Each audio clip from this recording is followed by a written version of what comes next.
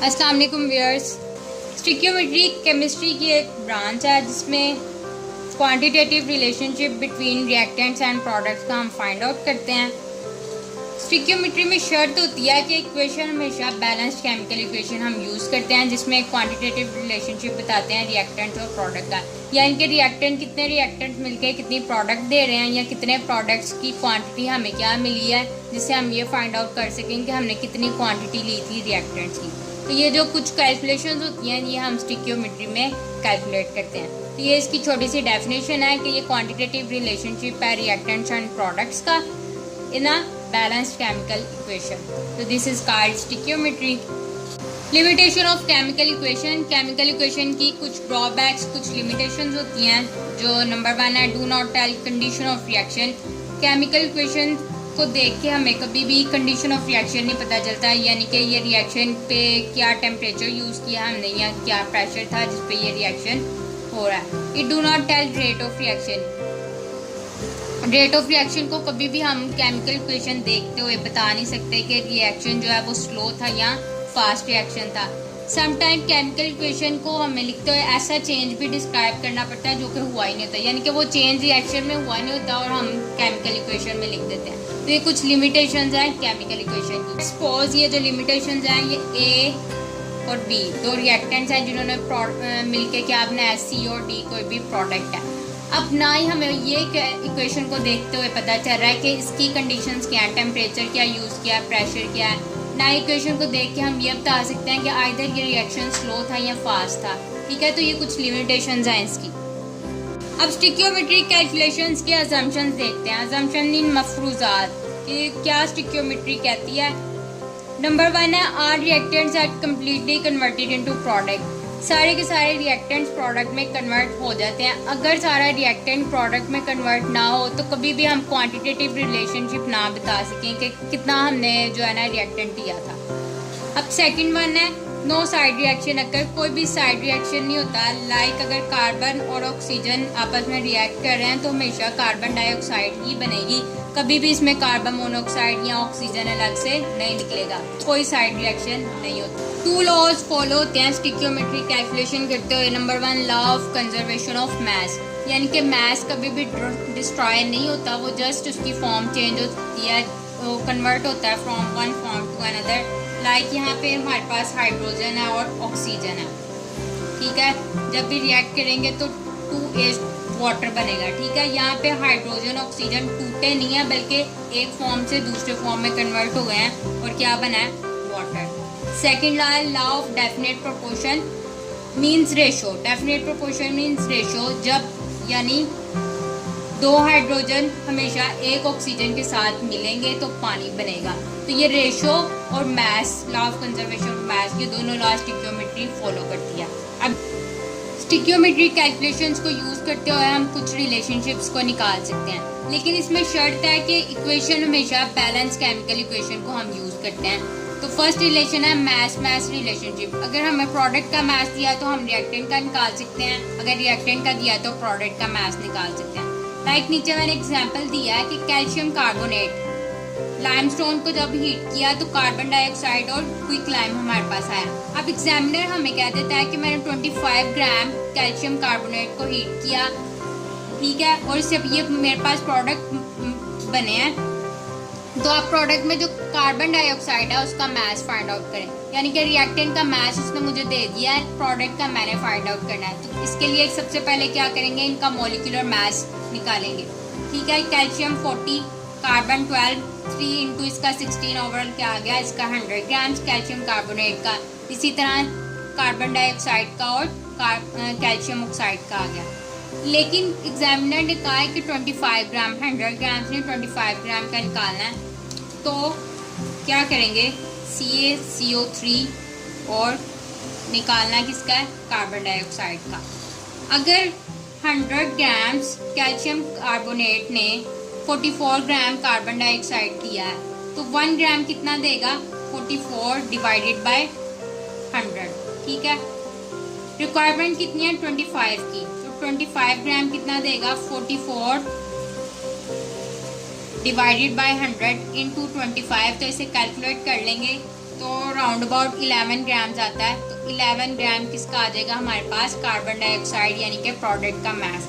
इस तरह से हमें अगर एक चीज़ का मास दिया है तो हम दूसरी का फाइंड आउट कर सकते हैं। अब सेकंड रिलेशनशिप है मास वॉल्यूम रिलेशनशिप। अगर प्रोडक्ट का वॉल्यूम दिया है तो रिएक्टेंट का मास फाइंड आउट करें या वॉइस वर्सा, यानी अगर रिएक्टेंट का मास दिया तो प्रोडक्ट का वॉल्यूम फाइंड आउट करें। अब यहाँ पे अगर एग्जामिनर हमें ये दे देता है कि मेरे पास मीथेन है, 20 ग्राम मीथेन को at STP standard temperature and pressure पे मैंने हीट अप किया और मेरे पास आया कार्बन डाइऑक्साइड, तो रिएक्टेंट का यहाँ पे उसने मास दिया हुआ 20 ग्राम और प्रोडक्ट का क्या दिया कि वॉल्यूम फाइंड आउट करें। तो now this is mass volume relationship. इसकी बैलेंस केमिकल इक्वेशन है, क्या है, मीथेन ऑक्सीजन की प्रेजेंस में जब बर्न हुआ तो कार्बन डाइऑक्साइड और वाटर प्रोड्यूस हुआ। अब चूंकि हमारे पास रिक्वायरमेंट हमारे पास जस्ट मीथेन और कार्बन डाइऑक्साइड की है तो हम वही दो चीज़ें ले लेंगे। सबसे पहले हम क्या फाइंड आउट करेंगे, इसका मोलर मास फाइंड आउट करेंगे। मोलर मास फाइंड आउट करने के लिए आप लोगों को पता है एटॉमिक मासेस को ऐड अप किया जाता है। एटॉमिक मास कार्बन का 12 है, मीथेन आगे आ जाता है हाइड्रोजन 4 इंटू 1, क्योंकि 4 बाहर है इंटू 1 हाइड्रोजन का कितना होता है 1, तो ओवरऑल क्या आ गया 16 ग्राम। और इसी तरह हमने कार्बन डाइऑक्साइड का कर लिया जो कि आ गया 44 ग्राम्स। अब 16 ग्राम मीथेन ने 44 ग्राम कार्बन डाइऑक्साइड दिया है, लेकिन अगर 1 ग्राम हो तो 44 बाय 16 हो जाएगा। रिक्वायरमेंट कितनी है 20 ग्राम्स। 20 ग्राम कितना देगा 44 बाय 16 इंटू 20 कर देंगे तो क्या आ जाएगा 55 ग्राम्स। अगर तो अब एग्जामिनर ने दिया होता मास रिलेशनशिप तो इधर तक हमारे जो है ना कैलकुलेशन हो जाती। हमें एक चीज़ का मास उसने दिया हुआ था 20 ग्राम और दूसरे का प्रोडक्ट का हमने फाइंड आउट कर लिया, मास रिलेशन होता अगर। लेकिन यहाँ पे क्या है मास वॉल्यूम रिलेशनशिप, तो थोड़ी कैलकुलेशन आगे मूव करेगी फर्दर। यहाँ पे अगर आप लोग एक बात सोच रहे होंगे कि मैंने 44 को 16 पे डिवाइड क्यों किया, क्योंकि मैंने इस तरफ क्या लिया 1 ग्राम। ये कैसे करते हैं कि जो रिएक्टेंट क्या होता है ना 16, लाइक यहाँ पे 16 है तो 16 को 16 पे ही डिवाइड कर दूंगी।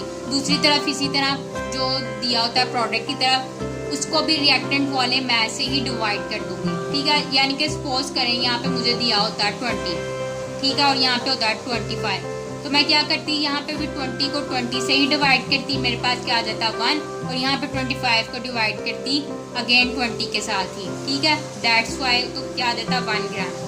इसीलिए यहाँ पे 1 ग्राम इस तरह कैलकुलेट किया जाता है, 1 ग्राम 44 बाय 16। होपफुली आप लोगों को यहाँ तक समझ आ गया होगा। अब वॉल्यूम निकालना है चूंकि हमने, तो क्या करेंगे सबसे पहले number of moles find out करेंगे कार्बन डाइऑक्साइड के, ठीक है। कैसे निकालेंगे mass in gram over molar mass in grams. तो 55 हमारे पास किसके हैं कार्बन डाइऑक्साइड के मास और इसका मोलर मास क्या होता है 44 ग्राम्स, तो क्या आ जाएंगे 1.25 मोल्स। अब कंडीशन क्या थी एट STP पे हमने निकालना था, एट STP तो स्टैंडर्ड टेम्परेचर एंड प्रेशर।